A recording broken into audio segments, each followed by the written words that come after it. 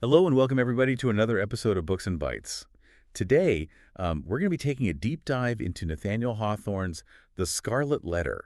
It's a story that continues to fascinate readers, centuries after it was written, and for good reason. I'm joined by our literary expert to help us kind of unpack all the complex themes and symbolism of this American classic. Oh, it's a pleasure to be here. The Scarlet Letter is really just this rich tapestry of sin and guilt, hypocrisy, and the search for redemption, all set against the backdrop of Puritan and Boston. And we really see how these themes kind of play out through the lives of Hester Prynne, the woman branded with the Scarlet A for adultery, Arthur Dimmesdale, the revered minister who's harboring a very dark secret, and of course Roger Chillingworth, Hester's vengeful husband.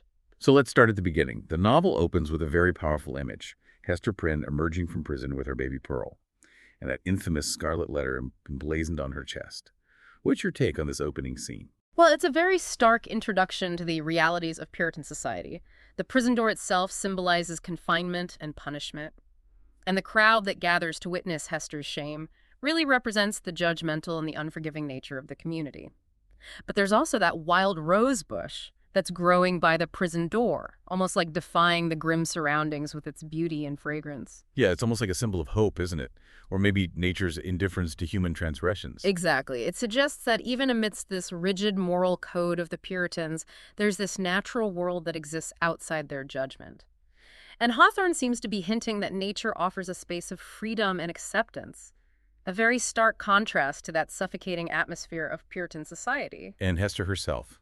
She doesn't cower under the weight of the scarlet letter. She seems to wear it with a strange defiance, almost pride.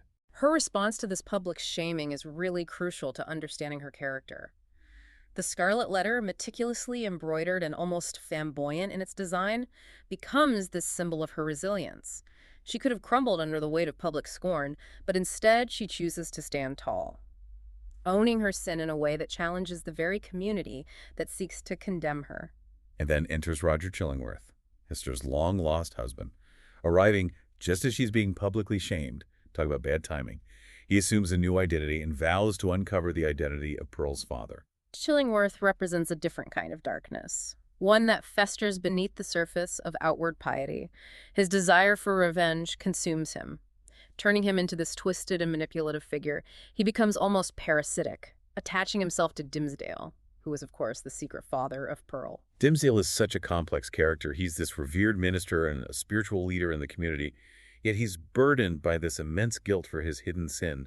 We see him physically and mentally deteriorating throughout the novel. Dimmesdale's internal struggle is at the heart of the novel. He's trapped between his desire for confession and the fear of the consequences.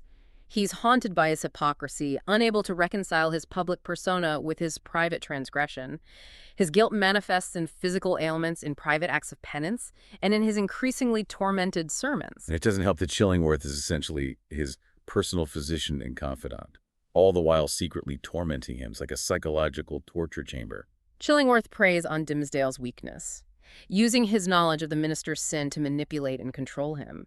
He becomes a symbol of the corrosive nature of revenge, demonstrating how it can destroy both the victim and the one who seeks it. And then we have Pearl, Hester's daughter, who is anything but a typical Puritan child. She's wild, intuitive, and seems to have an almost supernatural understanding of the situation, even though no one has explicitly told her about her parents' sin. Pearl is a fascinating character. She's a symbol of the sin itself, a living embodiment of Hester and Dimmesdale's transgression.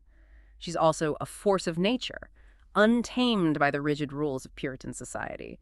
Her innocent questions and her fascination with the Scarlet Letter constantly challenge Hester and Dimmesdale, forcing them to confront the truth they're trying to hide. There's that famous passage where she asks Hester if the minister will hold his hand over his heart, like he does in his sermons. It's as if she instinctively understands the connection between them and the weight of their shared secret. That scene perfectly captures Pearl's uncanny insight. She's not bound by the same social conventions as the adults, and her questions cut through their hypocrisy, exposing the truth they're so desperately trying to conceal. So we have Hester navigating life as an outcast, Dimmesdale crumbling under the weight of his guilt, and Chillingworth lurking in the shadows plotting his revenge. It's a powder keg waiting to explode. And that tension builds as we move through the novel. We see Hester trying to find a place for herself and Pearl within this rigid society, Dimmesdale wrestling with his conscience, and Chillingworth becoming increasingly consumed by his desire for vengeance. And then comes that pivotal encounter between Hester and Dimmesdale in the forest. It's a moment of both hope and despair. The forest serves as this symbolic space outside the confines of Puritan society. It's a place of both freedom and danger, where secrets can be shared and transgressions can occur. The fact that they choose to meet in this setting highlights their need to escape the judgment of their community. In the forest, Hester and Dimmesdale confess their enduring love for each other and make a pact to escape to Europe with Pearl, hoping to start this new life free from the constraints of their past. It's a daring plan, but you can sense their desperation. They're willing to risk everything for a chance at happiness, but their plan is quickly complicated. Yes, their secret meeting is witnessed by Pearl, who refuses to recognize Dimmesdale as her father unless he acknowledges her publicly. It's a reminder that their sin can't be easily erased and their past will continue to haunt them. And then back in town, there's that striking scene at Governor Bellingham's mansion. We see Hester pleading for the right to keep Pearl, while the governor, surrounded by these luxurious furnishings that seem at odds with Puritan austerity, sits in judgment of her. That scene is rife with irony and social commentary. The governor, a symbol of authority and piety, is revealed to be just as susceptible to worldly temptations as anyone else. His ornate surroundings and his harsh judgment of Hester highlight the hypocrisy that runs rampant within Puritan society. It's like Hawthorne is showing us that behind the facade of moral righteousness, there's a lot of hidden sin and corruption. Precisely. He's peeling back the layers of Puritan society to reveal the complexities and contradictions that lie beneath the surface.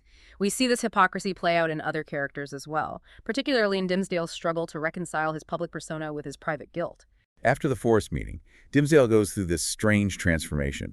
He's energized, almost manic, and starts having these impulses to confess his sin in shocking ways. That transformation is fascinating. It's like the weight of his secret, instead of crushing him, has ignited a strange, rebellious energy within him. He's no longer trying to suppress his guilt. It's bubbling to the surface in these unpredictable and almost subversive ways.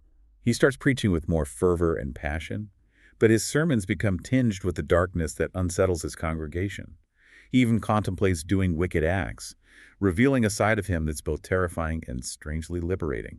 Dimmesdale's unraveling is a testament to the psychological toll of hidden sin. He's trying to find release, but he's trapped in a society that offers no path to forgiveness. His self-destructive behavior becomes a form of rebellion against the very system that has condemned him. And all the while, Chillingworth is watching, observing Dimmesdale's deterioration with a mix of fascination and satisfaction. Chillingworth's role in this transformation is crucial.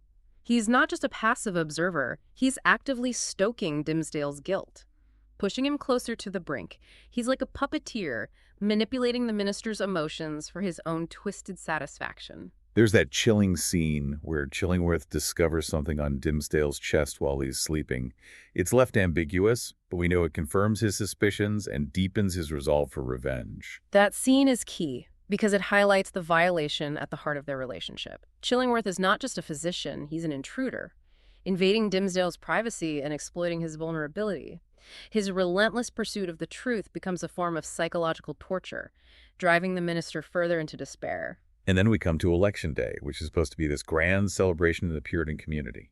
But there's an undercurrent of tension and unease, particularly surrounding Dimmesdale, who delivers his most powerful and moving sermon yet. The Election Day celebration serves as a microcosm of the Puritan society, with all its contradictions and hypocrisies on full display.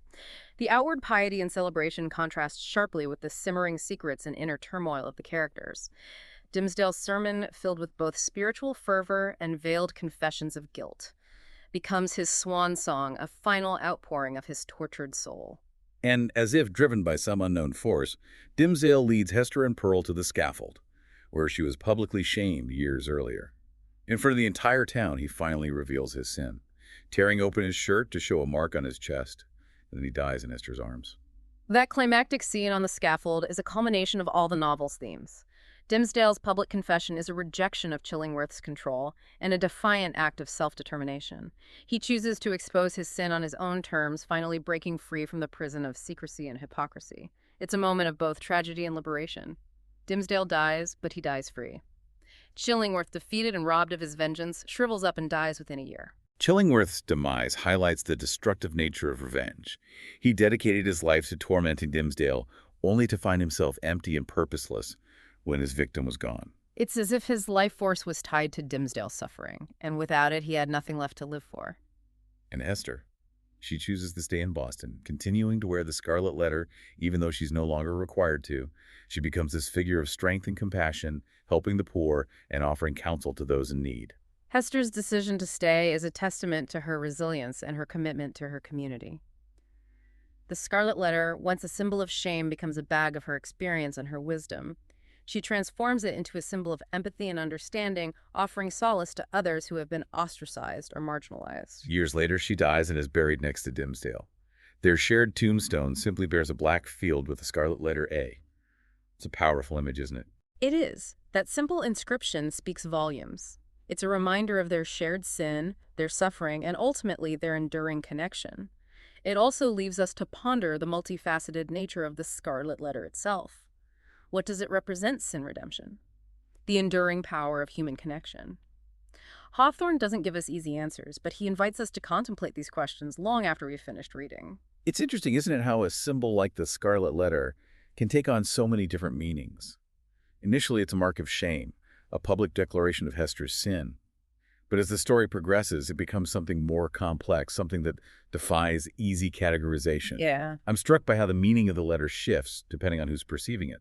For the Puritan community, it's a symbol of transgression, a reminder of the need for strict adherence to moral codes. But for Hester, it becomes a mark of her individuality, her strength, and ultimately her compassion. Exactly. And for Dimmesdale, it represents the hidden guilt that eats away at him, a physical manifestation of his internal struggle. For Chillingworth, it fuels his obsession with revenge, becoming a target for his twisted manipulations. There's a line in the book that always stayed with me.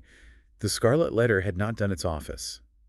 It suggests that the intended purpose of the letter to break Hester's spirit and make her an example of sin ultimately failed. Instead, it became something else entirely. That's a powerful observation. The letter was meant to shame and isolate Hester, but it inadvertently becomes a source of her power. It sets her apart from the hypocrisy of the Puritan community, allowing her to develop a unique perspective on sin judgment and ultimately forgiveness. And Pearl, she's so intertwined with the Scarlet Letter, both literally and symbolically. She's drawn to it, fascinated by it, and her very existence is a constant reminder of her mother's transgression.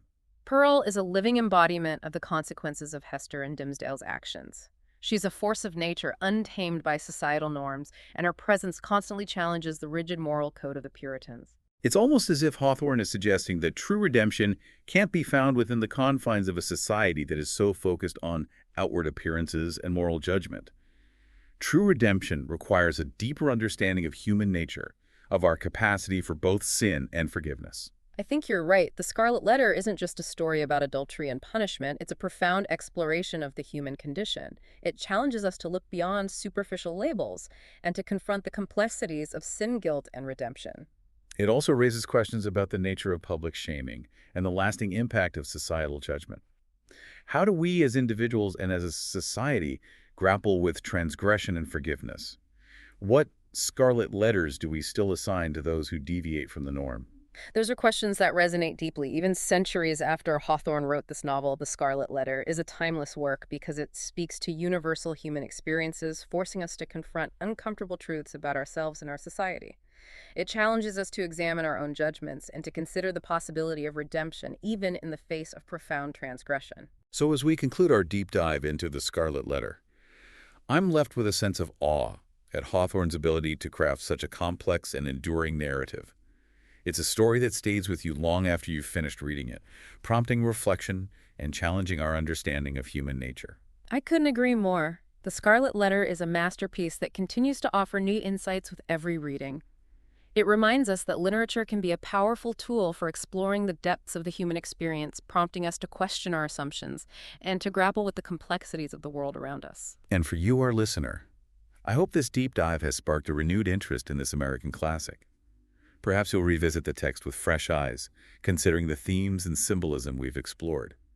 And as you navigate the complexities of your own life, remember the enduring power of compassion and the possibility of redemption even in the face of adversity. Until next time, happy reading.